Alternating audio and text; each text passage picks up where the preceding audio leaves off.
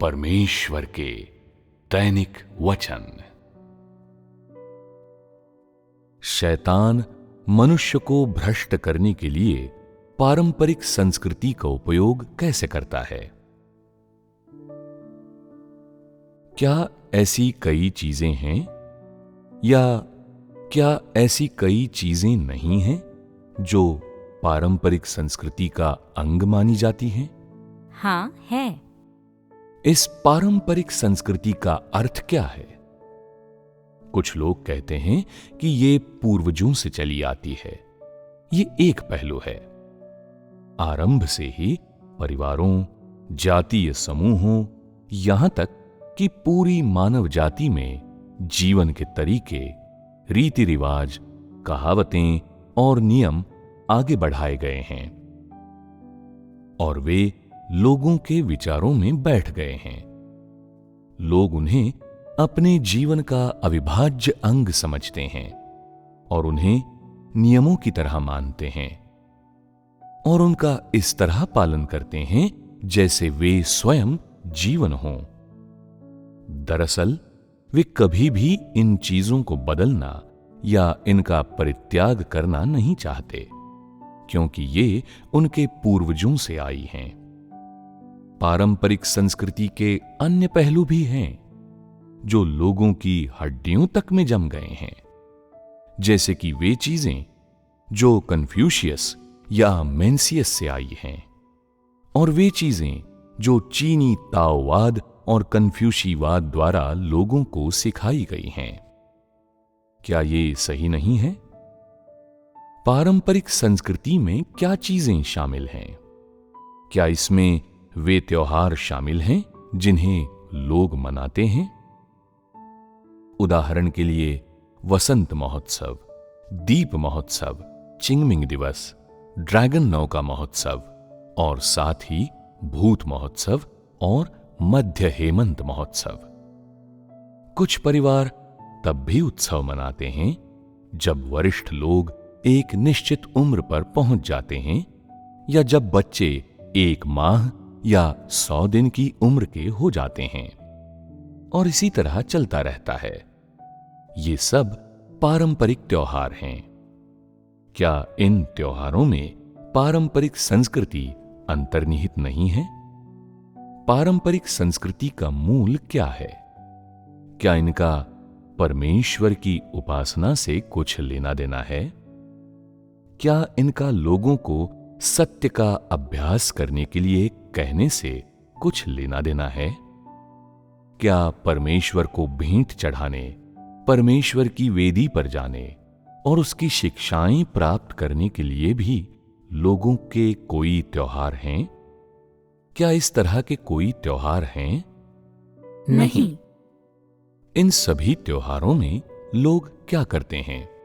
आधुनिक युग में इन्हें खाने, पीने और मजे करने के अवसरों के रूप में देखा जाता है। पारंपरिक संस्कृति का अंतर्निहित स्रोत क्या है?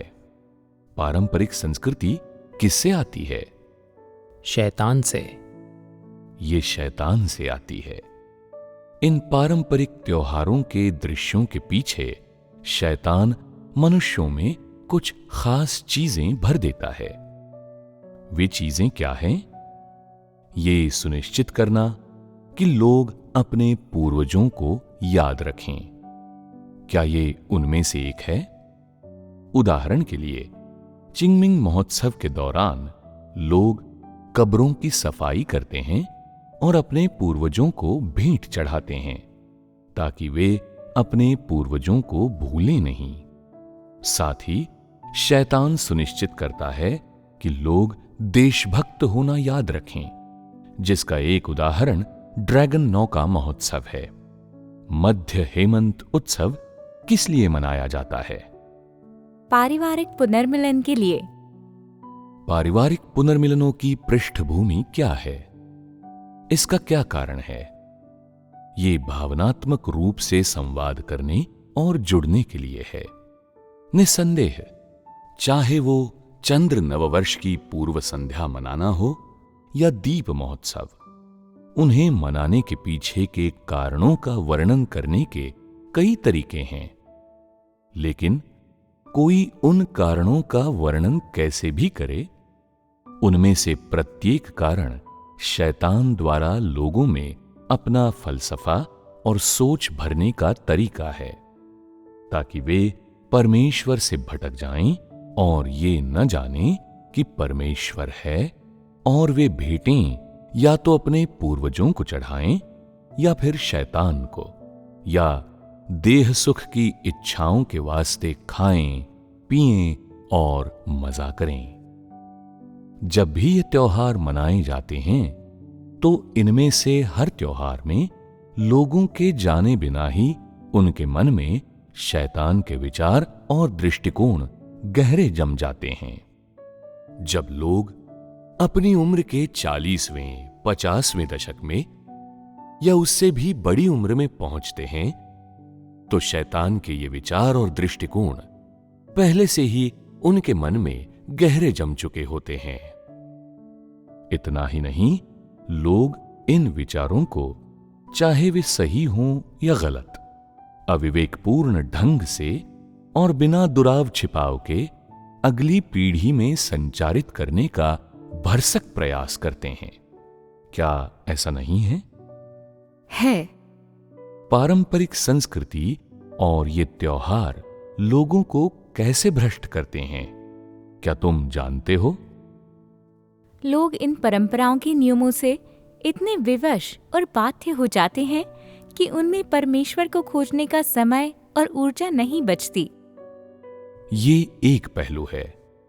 उदाहरण के लिए, चंद्र नववर्ष के दौरान हर कोई उत्सव मनाता है।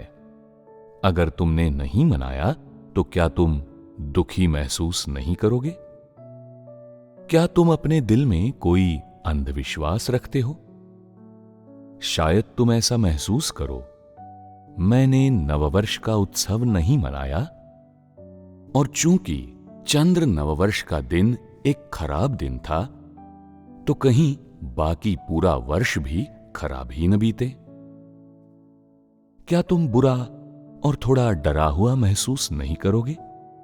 ऐसे भी कुछ लोग हैं जिन्होंने वर्षों से अपने पुरखों को भेंट नहीं चढ़ाई है, और वे अचानक स्वप्न देखते हैं जिसमें कोई मृत व्यक्ति उनसे धन मांगता है। वे कैसा महसूस करेंगे? कितने दुख की बात है कि इस मृत व्यक्ति को खर्च करने के लिए धन चाहिए। मैं उसके लिए कुछ कागजी मुद्रा जला दूंगा। अगर मैं ऐसा नहीं करता हूं तो यह बिल्कुल भी सही नहीं होगा। इससे हम जीवित लोग किसी मुसीबत में पड़ सकते हैं। कौन कह सकता है दुर्भाग्य कब आ पड़ेगा? उनके मन में डर और चिंता का ये छोटा सा बादल हमेशा मंडराता रहेगा। उन्हें ये चिंता कौन देता है? शैतान। शैतान इस चिंता का स्रोत है। क्या ये शैतान द्वारा मनुष्य को भ्रष्ट करने का एक तरीका नहीं है? वो तुम्हें भ्रष्ट करने, तुम्हें धमकाने और तुम्हें बांधने के लिए विभिन्न तरीके और बहाने इस्तेमाल करता है, ताकि तुम स्तब्ध रह जाओ और झुक जाओ और उसके सामने समर्पण कर दो। शैतान इसी तरह मनुष्य को भ्रष्ट करता है। प्रायः जब लोग कमजोर होते हैं या परिस्थितियों से पूर्णतः अवगत नहीं होते, तब वे असावधानीवश भ्रमित तरीके से कुछ कर सकते हैं। अर्थात वे अनजाने में शैतान के चंगुल में फंस जाते हैं और वे बेइरादा कुछ कर सकते हैं, कुछ ऐसी चीजें कर सकते हैं जिनके बारे में वे नहीं जानते कि वे क्या कर रहे हैं। शैतान इसी तरह से मनुष्य को भ्रष्ट करता है। यहां तक कि अब कुछ लोग ऐसे भी हैं जो गहरे जड़ जमाई हुई पारंपरिक संस्कृति से अलग होने के अनिच्छुक हैं और उसे नहीं छोड़ सकते। विशेष रूप से जब वे कमजोर और निष्क्रिय होते हैं, तब वे इस प्रकार के उत्सव मनाना चाहते हैं और वे फिर से शैतान से मिलना और उसे संतुष्ट करना चाहते हैं ताकि उनके दिलों को सुकून मिल जाए। पारंपरिक संस्कृति की पृष्ठभूमि क्या है?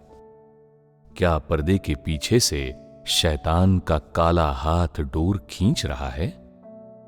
क्या शैतान की दुष्ट प्रकृति जोड़ तोड़ और नियंत्रण कर रही है? क्या शैतान इन सभी चीजों को नियंत्रित कर रहा है? हाँ। जब लोग इस पारंपरिक संस्कृति में जीते हैं और इस प्रकार के पारंपरिक त्योहार मनाते हैं, तो क्या हम कह सकते हैं कि ये एक ऐसा परिवेश है जिसमें वे शैतान द्वारा मूर्ख बनाए और भ्रष्ट किए जा रहे हैं? और इतना ही नहीं, वे शैतान द्वारा मूर्ख बनाए जाने और भ्रष्ट किए जाने से खुश हैं? हाँ। ये एक ऐसी चीज है जिसे तुम सब स्वीकार करते हो, जिसके बारे में तुम जानते हो।